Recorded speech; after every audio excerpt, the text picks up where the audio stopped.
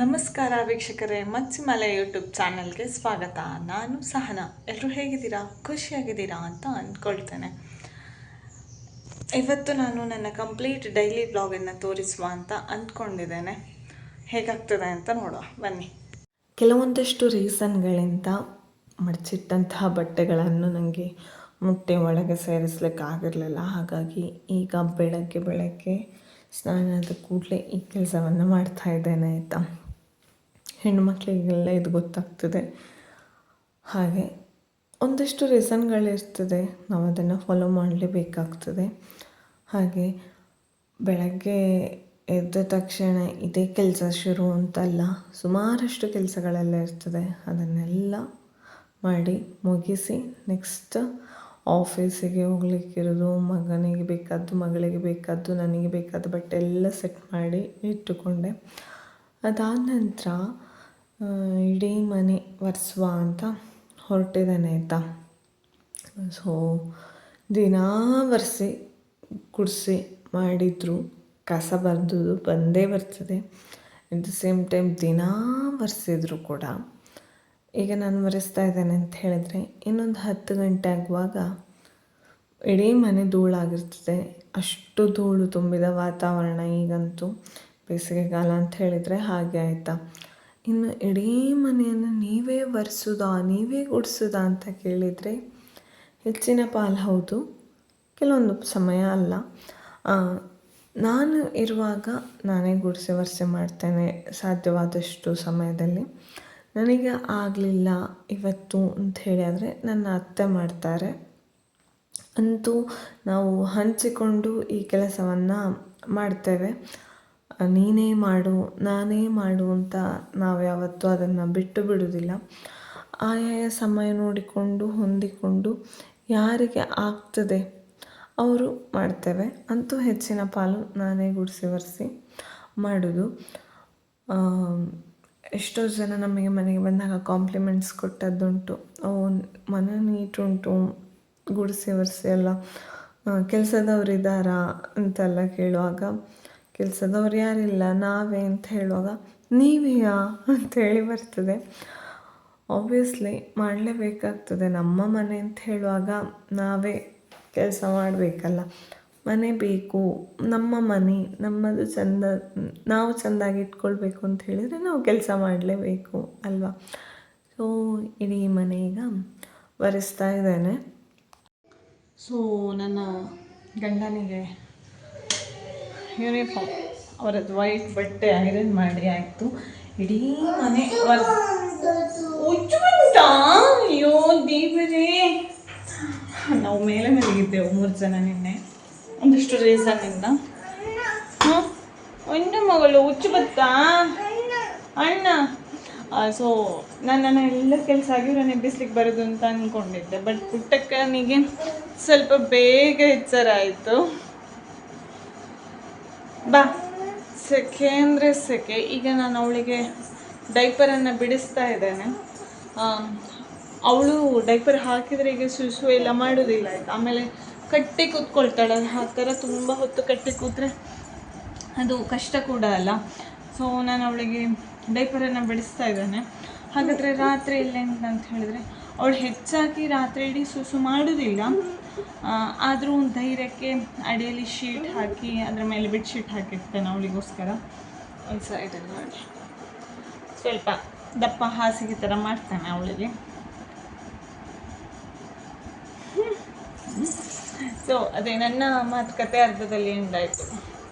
ಅವಳು ಅಮ್ಮ ಅಂತ ಹೇಳಿ ಎದ್ದುಕೊಂಡು ಮನೆಯೆಲ್ಲ ಹಾಗೆ ಇಡೀ ಒರೆಸಿ ಅದಾದ ನಂತರ ನಡುವೆ ವಾಷಿಂಗ್ ಮಿಷಿನಲ್ಲಿ ಬಟ್ಟೆ ತೊಳೆಯುವ ಕೆಲಸ ಅದೆಲ್ಲ ಇರ್ತದೆ ಸ್ವಲ್ಪ. ಅದನ್ನು ಕೂಡ ಮಾಡ್ತಾ ಇದ್ದೇನೆ ಒಟ್ಟಿಗೆ. ಇವತ್ತಂತೂ ಕಂಪ್ಲೀಟ್ ಬಟ್ಟೆ ಒಗ್ದಾಗ್ಲಿಕ್ಕೆ ಉಂಟು, ಬೆಡ್ಶೀಟ್ ಅದು ಇದು ಎಲ್ಲ.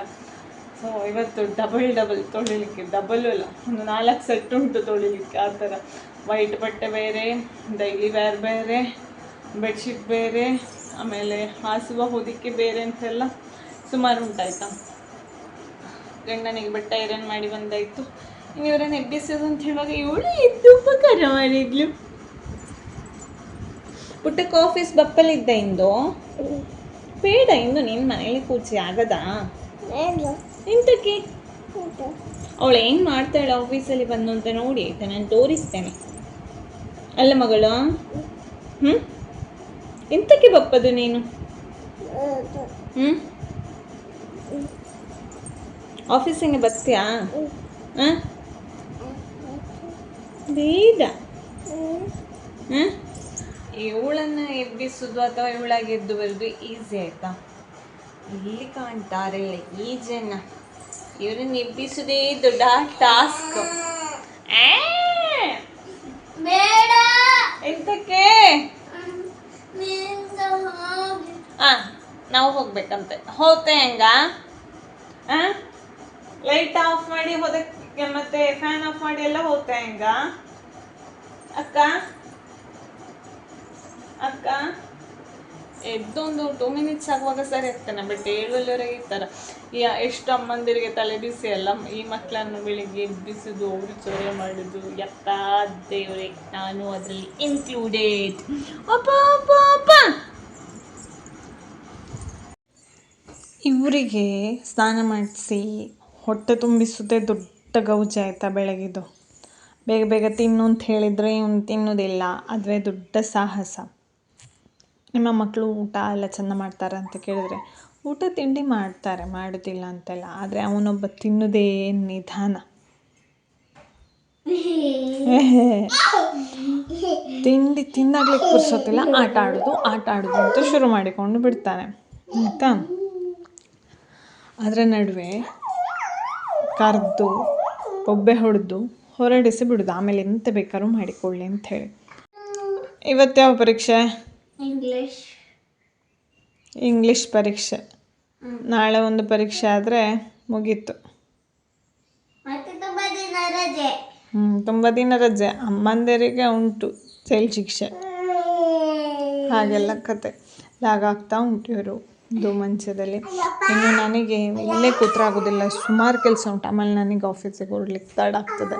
ನೋಡು ಬಡಿವದು ತಂಗಿ ಅಣ್ಣಂಗೆ.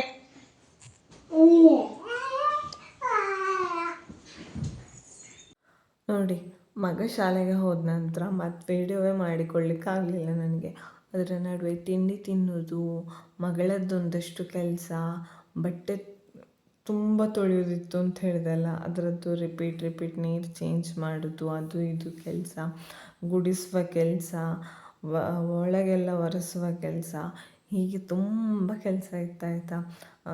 ಅದನ್ನೆಲ್ಲ ಮಾಡಿ ಆದ ನಂತರ ನಾನಿಲ್ಲಿ ಬಟ್ಟೆ ಆರಿಸ್ಲಿಕ್ಕೆ ಬಂದಿದ್ದೇನೆ. ವಾಷಿಂಗ್ ಮಿಷಿನ್ ಒಂದು ಸಾಧಾರಣ 70% ನೀರು ಹಿಂಡಿ ಕೊಡ್ತದೆ, ಆಮೇಲೆ ಬಿಸಿಲಿಗೆ ಹಾಕಬೇಕಾಗ್ತದೆ. ಹೆಣ್ಮಕ್ಳಿಗೆ ಹಾಗೆ ಅಲ್ಲ, ಒಂದು ಕೆಲಸ ಮುಗಿಯೋದು ಅಂತಲೇ ಇಲ್ಲ ಯಾವತ್ತು.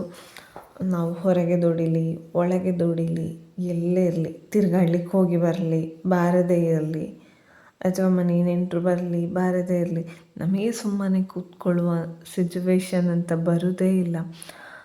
1-2 ನಿಮಿಷ ಕೈಕಾಲು ಚಾಚಿ ಕೂತ್ಕೊಳ್ತೇನೆ ಅಂತ ಹೇಳಿ ಕೂತ್ಕೊಂಡ್ರು ತಲೆಯಲ್ಲಿ ನಮಗೆ ಕೆಲಸ ಓಡ್ತಾನೆ ಇರ್ತದೆ.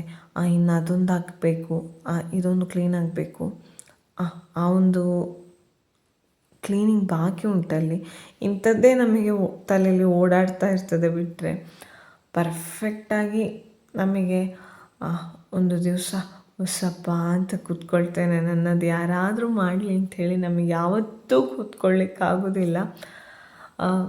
ಆಮೇಲೆ ಕೆಲಸ ಮಾಡುವಾಗ ಕೂಡ ಹಾಗೆ, ಈ ಒಂದು ಕೆಲಸ ಮಾಡ್ತಾ ಇದ್ದೇವೆ ಅಂತ ಹೇಳಿದರೆ ನಮಗೆ ಇದರ ಮೇಲೆ ಕಾನ್ಸಂಟ್ರೇಷನ್ ಅಲ್ಲ. ಇದಾದ ನಂತರ ನೆಕ್ಸ್ಟ್ ಎಂಥ ಕೆಲಸ ಮಾಡಬೇಕು ಅದನ್ನು ನಾವು ಮೈಂಡಲ್ಲಿ ಆಲ್ರೆಡಿ ಕ್ಯಾಲ್ಕುಲೇಟ್ ಮಾಡಿ ಅರ್ಧ ಕೆಲಸ ಮೈಂಡಲ್ಲಿ ಮಾಡಿ ಮುಗಿಸಿಯಾಗಿರ್ತದೆ ಅಲ್ಲ. ಹೀಗೆ ಹೆಣ್ಮಕ್ಳ ಪಾಡು ಅಂತ ಹೇಳಿದರೆ, ನಾನು ಅಂತಲ್ಲ, ಪ್ರತಿ ಹೆಣ್ಮಕ್ಳು ಹಾಗೆ, ಕೆಲಸ ಮಾಡುವ ಪ್ರತಿ ಹೆಣ್ಮಕ್ಳು ಹಾಗೆ ಆಯಿತಾ. ನಾನಿಲ್ಲಿ ಬಟ್ಟೆ ಆರಿಸೋದ್ರಲ್ಲಿ ಬ್ಯುಸಿ ಆದರೆ, ಇದು ನೋಡಿ, ಇದು ನಮ್ಮ ಆಫೀಸಿಗೆ ಹಾಕಿದ AC ಪೆಟ್ಟಿಗೆ ಆಯಿತಾ, ರಟ್ಟಿದು. ಇವರದ್ದು ಮನೆ ಆಟ, ಇದರಲ್ಲಿ ಅಣ್ಣ ಮತ್ತು ತಂಗಿದು. ಅವಳು ಆನೆಲೆಗೆ ಅದರೊಳಗೆ ಹೋಗಿ ಕೂತಿದೆ. ಅದು ಸ್ವಲ್ಪ ದೊಡ್ಡದವನದ್ದು, ಈ ಸ್ವಲ್ಪ ಚಿಕ್ಕದು ಇವಳದ್ದು. ಅದರೊಳಗೆ ಹೋಗಿ ಕೂತ್ಕೊಂಡು ಮನೆ ಆಟ ಆಡೋದವರು. ಈಗ ಅವನಿಲ್ಲ, ಅವನು ಶಾಲೆಗೆ ಹೋಗಿದ್ದಾನೆ. ಇವಳದ್ದು ಅನ್ವಳ ಹೋಗಿರ್ತ ಮಗಳು, ಹೋಗ್ತೇವಳ ಏನೋ ಚೂರು ಕೆಲಸ ಇದ್ದು ಮಗಳು. ಹ್ಞೂ ಬಾ ಆತಾ ಆಟಾಡಿಕೆ ಬಾ. ಟೈಮ್ ಮ್ಯಾನೇಜ್ಮೆಂಟ್ ಅಂತ ಹೇಳೋದು ಒಂದು ಕಲೆ ಆಯಿತಾ. ಸಮಯ ಸರಿ ತೂಗಿಸ್ಕೊಂಡು ಹೋಗೋದು ಒಂದು ಕಲೆ. ಯಾಕಿಲ್ಲಿ ಹೇಳ್ತಾ ಇದ್ದೇನೆ ಅಂತ ಹೇಳಿದರೆ, ಈಗ ಪುಟ್ಟಕ್ಕನನ್ನು ನಾನು ಆಫೀಸಿಗೆ ಕರ್ಕೊಂಡು ಹೋಗ್ತೇನೆ. ನಾನು ಅರ್ಧ ದಿನ ಕೆಲಸಕ್ಕೆ ಹೋಗೋದಷ್ಟೇ. ಈಗ ಅವಳನ್ನು ಬಿಟ್ಟು ಹೋಗಲಿಕ್ಕೆ ನನಗೆ ಮನಸ್ಸಿಲ್ಲ. ಸಣ್ಣ ಅಲ್ಲ, ತಾಯಿ ಪ್ರೀತಿ ಸಿಗಬೇಕಾದಂತಹ ಸಮಯ ಈಗ. ಹಾಗೆ ನಾನು ನನ್ನ ಕೆಲಸಗಳೆಲ್ಲ ಆಗುವಾಗ ಅವಳನ್ನು ಸಹ ಹೊರಡಿಸ್ಬೇಕು. ಅವಳಿಗೊಂದು ಪುಟಾಣಿ ಜುಟ್ಟು ಹಾಕಬೇಕಾಗ್ತದೆ. ಈಗ ಕಣ್ಣಿಗೆ ಬರಲಿಕ್ಕೆ ಶುರುವಾಗಿದೆ ಕೂದಲೆಲ್ಲ. ಹಾಗೆ ಮೇಲೆ ಶರ್ಟ ಫ್ರಾಕ್ ಹಾಕಿಸೋದಾದರೆ ಫ್ರಾಕ ಎಂತ ಆ ದಿವಸ ಬಟ್ಟೆ ಹಾಕ್ತೇನೆ. ಅದನ್ನು ಹಾಕಿಸಿ ಅವಳಿಗೆ ಜುಟ್ಟು ಕಟ್ಟಲಿಕ್ಕೆ ನಾನು ಶುರು ಮಾಡೋದಾಯ್ತಾ. ಯಾಕೆಂತ ಹೇಳಿದರೆ ಆಮೇಲೆ ಮತ್ತೆ ನಾನು ಹೊರಡುವಾಗ ಅವಳನ್ನು ಸಹ ಆವಾಗಲೇ ಹೊರಡಿಸು ಅಂತ ಕೂತ್ಕೊಂಡ್ಬಿಟ್ರೆ ನನಗೆ ಕಷ್ಟ ಆಗ್ತದೆ. ಹಾಗೆ ನನಗೆ ಟೈಮ್ ಸಿಕ್ಕುವಾಗ ಮಾಡೋದು. ಮತ್ತು ತುಂಬ ಉದ್ದೆನ ಕೂದಲು ಬಾರದ ಕಾರಣ ಸ್ವಲ್ಪ ಹೀಗೆ ಹಿಡಿದು ಕಟ್ಟುವಾಗ ಅವಳಿಗೆ ಒಂದು ಸ್ವಲ್ಪ ರಬ್ಬರ್ ಬ್ಯಾಂಡ್ ಹಾಕುವಾಗ ನೋವಾಗ್ತದೆ ಈಗ. ಆದರೆ ಪಾಪ ಬಿಡ್ತಾಳೆ. ಯಾಕಂತ ಹೇಳಿದ್ರೆ ಅವಳಿಗೆ ಕಣ್ಣಿಗೆ ಆಮೇಲೆ ಕಿವಿ ಹತ್ರ ಎಲ್ಲ ಬಂದು ಬೀಳುವಾಗ ಕಿರಿಕಿರಿ ಆಗ್ತದೆ ಅದು. ಹಾಗೆ ಬಿಡ್ತಾಳೆ ಅವಳು, ತೊಂದರೆ ಇಲ್ಲ. ಹಾಗೆ ದಿನಕ್ಕೊಂದು ಸ್ಟೈಲ್ ಕಟ್ಲಿಕ್ಕೆ ನೋಡ್ತೇನೆ. ಕಟ್ಲಿಕ್ಕೆ ಸಾಧ್ಯ ಆದರೆ ಕಟ್ತೇನೆ, ಇಲ್ಲದಿದ್ದರೆ ಸೀದಾ ಒಂದು ಮೇಲೆ ನೆತ್ತಿ ಮೇಲೆ ಜುಟ್ಟಾಕಿ ಬಿಡೋದು ಅಷ್ಟೇ. ಇವತ್ತು ಕ್ಯಾಮರಾ ಮುಂದೆ ಕೂತ್ಕೊಳಿಸಿದ್ದೆಲ್ಲ ಚಂದ ಮಾಡಿ ಕ್ಯಾಮರಾ ನೋಡ್ಕೊಂಡು ಕೂತಿದ್ದಾಳೆ ನೋಡಿ. ಇಲ್ಲಿ ಅವಳಿಗೂ ಒಂದು ಖುಷಿ ಆಫೀಸಿಗೆ ಬರೋದು ಅಂಥೇಳಿ. ಈಗ ಅವಳು ಸಹ ಬೆಳಗ್ಗೆ ಎದ್ದು ಕೇಳುವಷ್ಟರ ಮಟ್ಟಿಗೆ ಹುಷಾರಾಗಿದ್ದಾಳೆ. ಆ ಪೀಚಿಂಗೆ ಓಪಲಿತ್ತ ಅಂತ ಕೇಳುವಷ್ಟರ ಮಟ್ಟಿಗೆ ಅವಳು ಸಹ ಹುಷಾರಾಗಿದ್ದಾಳೆ ಈಗ. ಆಮೇಲೆ ಬೊಟ್ಟು ಹಾಕೋದು. ಬೊಟ್ಟು ನಾನು ಕಾಡಿಗೆಯೂ ಹಾಕ್ತೇನೆ, ಸ್ಟಿಕ್ಕರು ಹಾಕ್ತೇನೆ, ಬಣ್ಣ ಬಣ್ಣದ್ದು ಹಾಕ್ತೇನೆ. ಯಾವುದು ಮನಸ್ಸಿಗೆ ಬರ್ತದೋ ಅದನ್ನು ಹಾಕ್ತೇನೆ.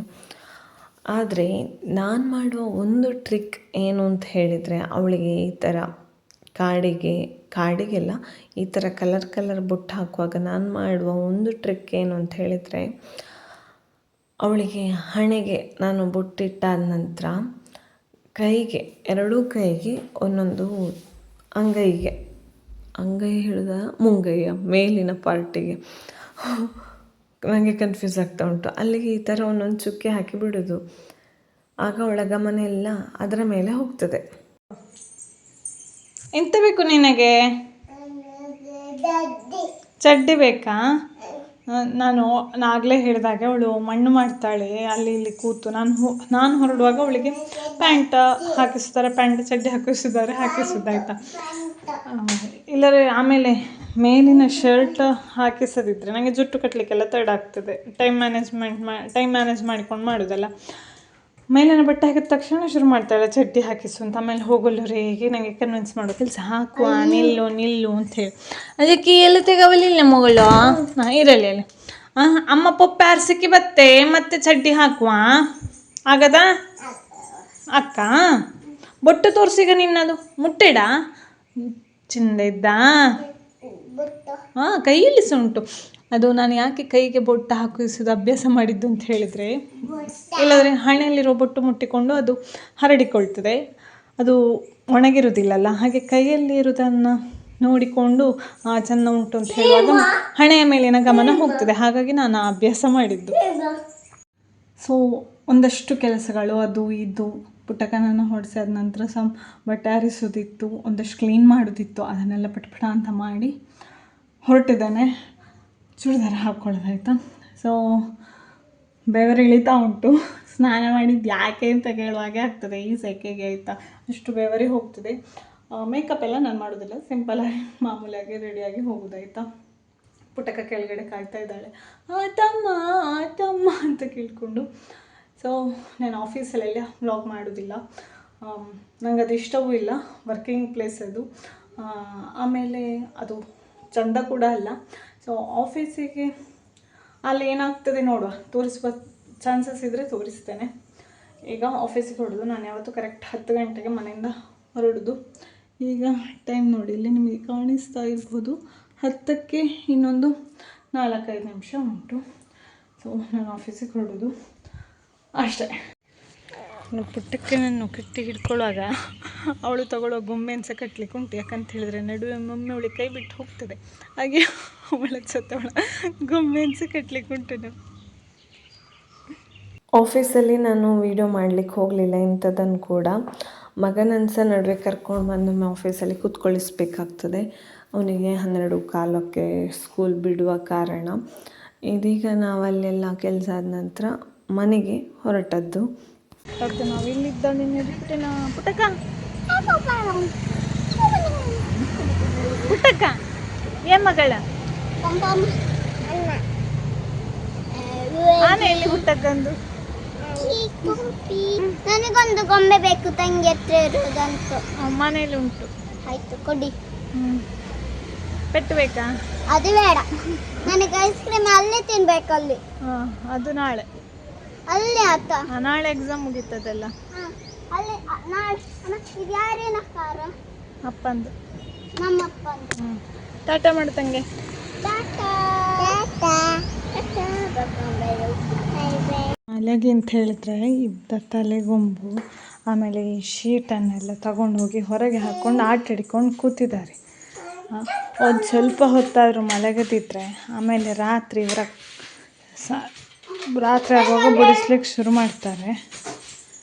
ಈಗ ನೋಡಿ ಇಲ್ಲಿನ ಆಟ ಶುರು ಮಾಡಿಕೊಳ್ಳೋದಿದ್ರೆ ಸಾಕು. ಎಂತ ಈಗ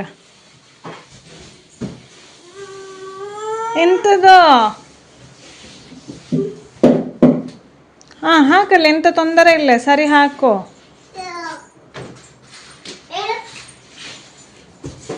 ಚಪ್ಪ ದೇವ್ರೆ, ಇವ್ರನ್ನ ಮಲಗಿಸುವಷ್ಟೊತ್ತಿಗೆ ಸಾಕಾಗ್ತದೆ.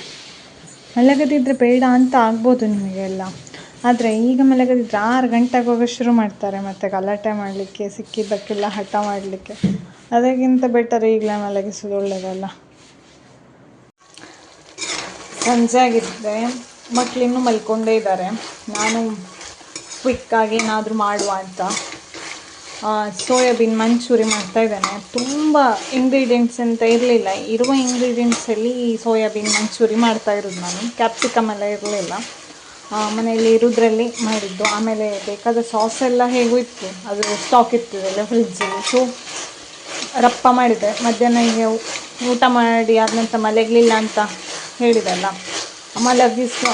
ಅವರು ಮಲ್ಕೊಳ್ಳುವಾಗ ನಾನು ಹೀಗೆ ರೀಲ್ಸ್ ಎಲ್ಲ ನೋಡ್ತಿರ್ಬೇಕಿದ್ರೆ ಅದರಲ್ಲಿ ಹೀಗೆ ಮಂಚೂರಿ ಐಟಮ್ ಎಲ್ಲ ಕಾಣುವಾಗ ನನ್ನ ಮಗ ಹೇಳೋದು, ಅಮ್ಮ ಹಾಗಿರೋದೆಂತಾದ್ರು ತಿನ್ನಬೇಕಂತ ಆಸೆ ಆಗ್ತದೆ ನನಗೆ, ಮಾಡಿಕೊಡ್ತೀಯಾ ಅಂತ ಹೇಳಿ. ಪಾಪಕ್ಕೆ ಇಂಥ ಇನ್ನಿಸಿತ್ತು.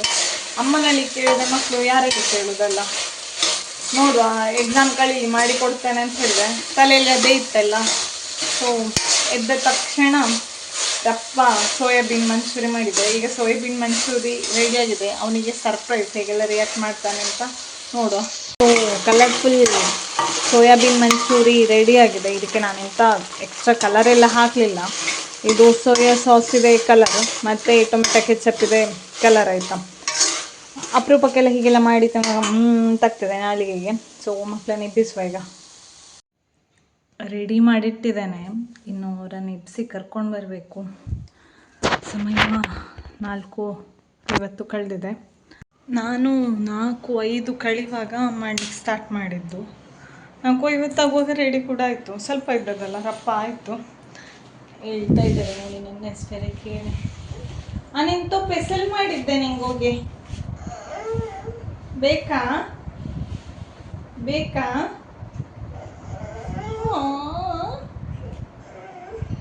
ಕಾಫಿ ಎಲ್ಲ ಕುಡಿದು ನಾನು ಮೇಲಿನ ರೂಮ್ ಕ್ಲೀನ್ ಮಾಡ್ತಾ ಇದ್ದೆ.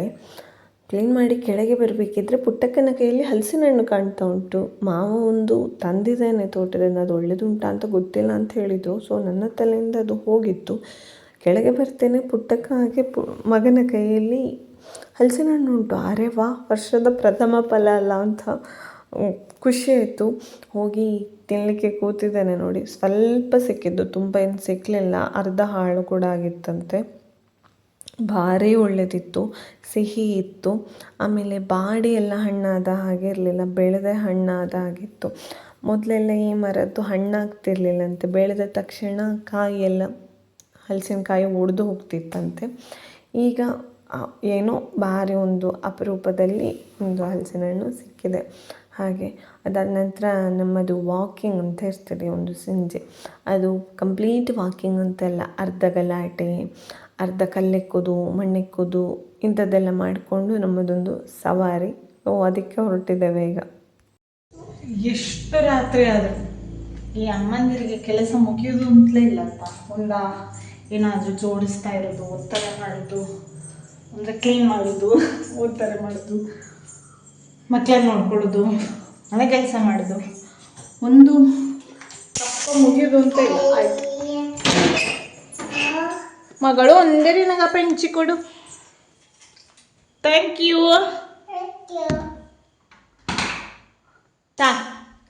ಆಯಿತಾ, ಒಂದಷ್ಟು ಜೋಡಣೆ ಕೆಲಸ ಅದು ಇದು ಎಲ್ಲ ಬಾಕಿ ಇತ್ತು.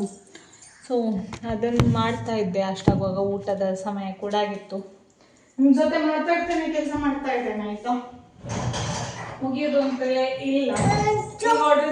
ಮಗನದ್ದು ಪುಸ್ತಕ, ಅವನ ಸ್ಕೂಲು, ಶಾಲೆ, ಡಾಕ್ಯುಮೆಂಟ್ಗಳನ್ನೆಲ್ಲ ಇಟ್ಕೊಂಡಿದ್ದೇನೆ. ಹಾಗೆ ಅದನ್ನು ಜೋಡಿಸ್ಲಿಕ್ಕೆ ಬಂದೆ. ಆಯ್ತಲ್ಲ, ಈ ವರ್ಷ ಕೂಡ ಮುಗಿದೇ ಹೋಯ್ತು. ನೋಡ್ತಿದ್ದಾಗೆ ಗೊತ್ತೇ ಆಗುದಿಲ್ಲ. ನಿನಗೆ ಬೇಕಾ? ಅವಳಿಗೆಲ್ಲವೂ ಬೇಕು, ಅವಳ ಅಣ್ಣನದ್ದು ಎಲ್ಲವೂ ಬೇಕು ಅವಳಿಗೆ. ಅಲ್ಲದ ತರ್ತಾ ಇದ್ದಾಳೆ, ಕಾಣ್ತದ ನಿಮಗೆ ಇಲ್ಲಿ? ಅವಳ ಕೈಯೆಲ್ಲ ಕಂಡು ನಿನಗೆ ಸಾಕಾತ? ಈಗ ಬೇಡ, ಚೂರು ದೊಡ್ಡಾದ ಮತ್ತೆ ನಿನಗೆಲ್ಲ ಆಯ್ತಾ? ಹಾಗಾದ ಅಷ್ಟು ಕೆಲಸಗಳು ಬಾಕಿ ಇರ್ತದೆ. ಆಯ್ತಾ, ಇನ್ನೊಂದೇನು ಅಂತ ಹೇಳಿದರೆ, ಸರಿಯಾಗಿ ಉಪಯೋಗಿಸಿದರೆ ಸ್ಕೇಲು, ಪೆನ್ಸಿಲ್, ರಬ್ಬರು, ಕಟ್ಟರು ಇಂಥದ್ದೆಲ್ಲ ಅವನು SSLC ಮಾಡುವಲ್ಲಿವರೆಗೂ ಸಾಕು, ಅಷ್ಟು ಸಿಕ್ಕಿದೆ. ಆಯಿತಾ, ಅವನ ಶಾಲೆಯಿಂದ ಬರ್ತ್ಡೇ ಲೆಕ್ಕದಲ್ಲಿ, ಆ ಲೆಕ್ಕದಲ್ಲಿ, ಈ ಲೆಕ್ಕದಲ್ಲಿ ಅಂತ ಹೇಳಿ crayons, pencil, rubber, cutter, scale, pen ಸುಮಾರೆಲ್ಲ ಸಿಕ್ಕಿದೆ. ಹಾಗೆ ಈ ವರ್ಷ ಅವನಿಗೆ ಒಟ್ಟು ಉಪಯೋಗ ಆದ ಪೆನ್ಸಿಲ್ಗಳು 4. ಆ ಲೆಕ್ಕದಲ್ಲಿ ಬೆಟರ್. ಇಡೀ ವರ್ಷಕ್ಕೆ ಅವನಿಗೆ ಒಂದು 4ರಿಂದ 5 ಪೆನ್ಸಿಲ್ ಅಷ್ಟು ಉಪಯೋಗ ಆದದ್ದು. ಅದೊಂದು ನನಗೆ ಖುಷಿ. ಹಬ್ಬ, ಅಷ್ಟು ಕಡಿಮೆ ಉಪಯೋಗಿಸಿದ್ದ ಅಂತ ಹೇಳಿ. ಇಲ್ಲದ್ರೆ ಕಾಣೆ ಆಗೋದು, ಅದನ್ನು ಹೀಗೆ ತಿರುಗಿಸಿ ದೂಂಚಿ ಮಾಡೋದು ಅಂತ ಹೇಳ್ತಿದ್ದೆವು ನಾವು. ಮನೆ ಮಾಡೋದನ್ನು ದೂಂಚಿ ಆಗಬೇಕದು ಅಂತ, ಸಣ್ಣದಿರ್ಬೇಕಿದ್ರೆ ಆ ಥರ ಮಾಡೋದು ಅದೆಲ್ಲ ಇರಲಿಲ್ಲ. ಹಾಗಾಗಿ 5 ಪೆನ್ಸಿಲ್ ಉಪಯೋಗ.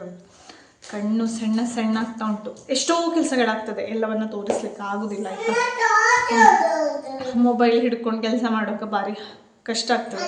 ಒಂದು ಕಡೆ ಮೊಬೈಲನ್ನು ಪ್ಲೇಸ್ ಮಾಡಿ ನಾನು ಕೆಲಸ ಮಾಡೋದನ್ನು ವೀಡಿಯೋ ಮಾಡಿಕೊಂಡೆ, ಆಮೇಲೆ ವಾಯ್ಸ್ ಓವರ್ ಕೊಡಬೇಕಲ್ಲ ಅಂತ ಹೇಳುವಾಗ ಉದಾಸೀನ ಕೂಡ ಸ್ವಲ್ಪ ಆಗ್ತದೆ. ಹಾಗೆ ಬೆವರಿ ಹೋಗಿದೆ ನೋಡಿ, ಮುಖ ತೊಳೆದ ಹಾಗೆ ಉಂಟು. ನಿಮ್ಮೂರಲ್ಲಿ ಸೆಕೆ ಹೇಗುಂಟು ಮಾರಾಯರೆ? ತಡ್ಕೊಳ್ಲಿಕ್ಕೆ ಆಗ್ತಾ ಇಲ್ಲ, ಉರಿ ಸೆಕೆ. ಇನ್ನು ಏಪ್ರಿಲ್, ಮೇ ಎಲ್ಲ ದೊಡ್ಡ ಕಾಲಗಳೆಲ್ಲ ಬರ್ಲಿಕ್ಕುಂಟು, ತಿಂಗಳುಗಳೆಲ್ಲ. ಹಾಗೆಲ್ಲ ಕತೆ. ಇದಾಗಿತ್ತು ನನ್ನ ಇವತ್ತಿನ ವ್ಲಾಗ್. ಇಷ್ಟ ಆದರೆ ಲೈಕ್ ಮಾಡಿ, ಹಾಗೆ ನಿಮ್ಮ ಅನಿಸಿಕೆಗಳನ್ನು ನನಗೆ ಕಮೆಂಟ್ ಮೂಲಕ ತಿಳಿಸಿ. ಮತ್ತು ಈ ವಿಡಿಯೋವನ್ನು ಇನ್ನೊಬ್ಬರಿಗೆ ಶೇರ್ ಮಾಡೋದು ಕೂಡ ಮರಿಬೇಡಿ. ಪುಟ್ಟಕ್ಕೋ, ಎಲ್ಲ ತೆಗೆದೆಯಾ ಪುಸ್ತಕ? ಈಗ ಪುನಃ ತೆಗೆದು ಮಡಿಗೆ ಕಾಣೋ.